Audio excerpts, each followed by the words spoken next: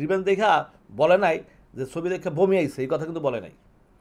অন্য অন্য ছবির ক্ষেত্রে কিন্তু দেখছি, ভিডিও আমার কাছে আছে, বলে যে ছবি তো দেখি নাই, মনে হয় বমি আইছে। আমাদের 2-4টা হিরো আছে বিসমিল্লাহ বলার আগে আরেকজনের চামচামি করে। দেখলাম যে বিগত 25 বছর রেকর্ড নাকি আপনার তুফান দিয়ে ভেঙেছে। আমি আমি হাসবো, একটু হাসি। বিলেন মার্কেটে আসলাম, বাস্তবতা আমরা নায়ক। আমি তো দেখছি যে আমার ইয়া হিরো, যে কি জানি আমার হিরোটার নাম কি, আমার হিরোর হ্যাঁ, হ্যাঁ, ওরা আমি দেখছি ছাগলের 4 নম্বর বাচ্চার মতো বই আছে।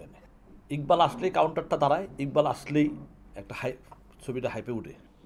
ইকবাল ভাই, হ্যাঁ আমাদের চলচ্চিত্র ইন্ডাস্ট্রিতে অসংখ্য ছবি কিন্তু নির্মাণ হয়েছে, আমরা দেখেছি। হ্যাঁ একটা সময় আমরা দেখেছি অনেক গুণী নির্মাতারা বলেছেন বেদের মেয়ে জ্যোৎস্নার রেকর্ড কেউ ভাঙতে পারেনি আজও। হ্যাঁ, তো দেখলাম যে বিগত 25 বছর রেকর্ড নাকি আপনার তুফান দিয়ে ভেঙেছে। অনেকে বলছে, আমরা শুনেছি, এবং শত শত কোটি টাকা ইনকাম হয়ে গেছে কয়েকদিনের মধ্যে। একটু আপনার অনুভূতিটা জানবো এবং কি বলবেন আসলে এই বিষয়টা নিয়ে আপনি। আমি আমি হাসবো, একটু হাসি। বিলেন মার্কেটে আসলাম 25 কোটি টাকা না। এখন ঘটনা আমি একটু আজকে একটু অন্যভাবে ইন্টারভিউ দিই, ঠিক আছে?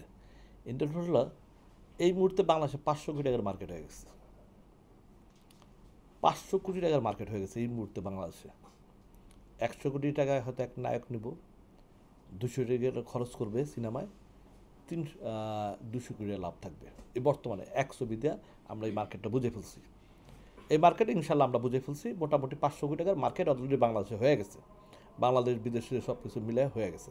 এটা আমাদের জন্য খুব ভালো। আর যারা এই 1 কোটি 1.5 কোটি টাকা যারা ছবি বানাবে, তারা আর বানানোর দরকারটা কি? তারা ঘরের ভিতরে বসে থাক। যেখানে 500 কোটি টাকার মার্কেট চলে আসছে, সেখানে তো 1.5 কোটি টাকার মার্কেট তো আসা প্রশ্নই আসছে না। অতএব বাংলাদেশ কিন্তু আগের জায়গায় নাই, ঠিক আছে? বাংলাদেশ এখন প্রায় 400-500 সিনেমা হল আছে। এখন কিন্তু বাংলাদেশের 40টা হল নাই কিন্তু, ঠিক আছে? বাংলাদেশে এখন কিন্তু 18টা সিনেপ্লেক্স নাই।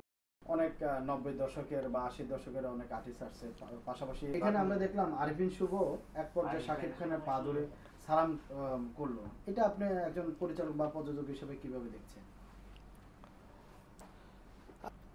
আরিফিন শুভ আমারই, আমি খুব আদর করি, ছোটো ভাই। ও আমার শুটিং স্টুডিও একবার আসলো, ভালো ছেলে, এবং আমাকে বলবে আমার ওই ছবিটা দেখেন। ওর কথাই কিন্তু আমি বঙ্গবন্ধু ছবিটা দেখতে গেছি, বাইপিকটা দেখতে গেছিলাম, শুধু আরিফিন শুভর কথাই আমি গেছি।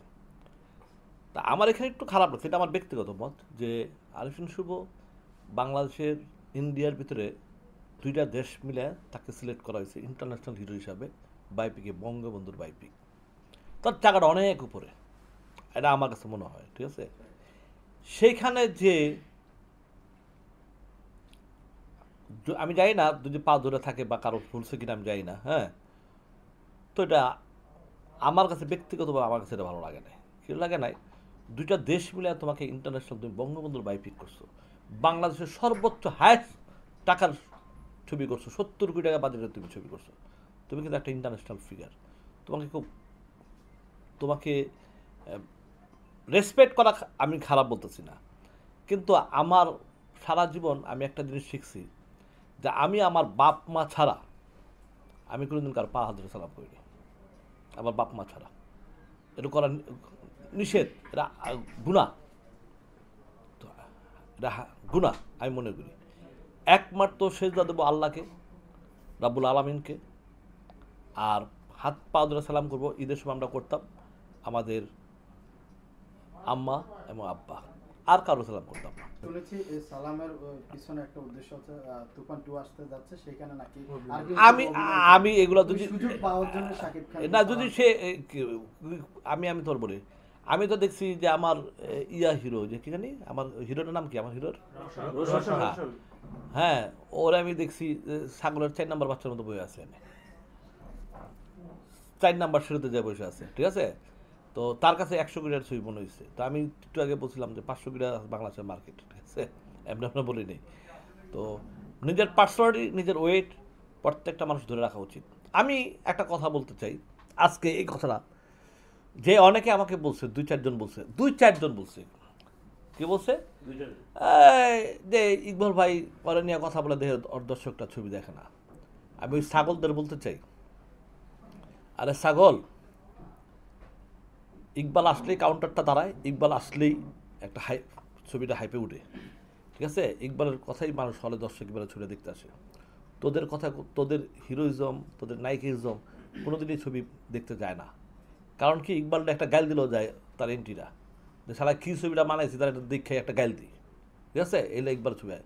আর নাহলে আমাদের 2-4টা হিরো আছে বিসমিল্লা বলার আগে আরেকজনের চামচামি করে, বিসমিল্লা বলার আগে আরেকজনের চামচামি করে, তাদের ছবি কিন্তু একদিনও চলে না।